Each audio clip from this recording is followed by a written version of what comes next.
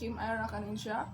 In this video, I will be answering the question about what is the most valuable things in your life that happen during your late childhood or adolescence era. The most valuable things in my life, this is my phone, this phone, because this phone, it was my first phone held during my adolescence era. And di ba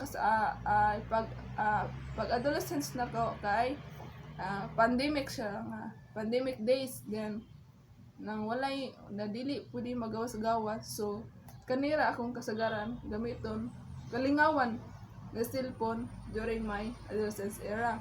And this phone, it's become part of my journey. Throughout this phone, I learned many things and discovered my interest. Naka-discover ko mga plan nako, naka-found ko mga talent nako nga wala ko kaybaw before.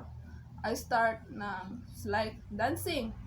I start watching dance on TikTok, then I practice and improve my skills. Bisag dili kay kaybaw mo sayaw nang bisag sakto ra go dili kay ko nana.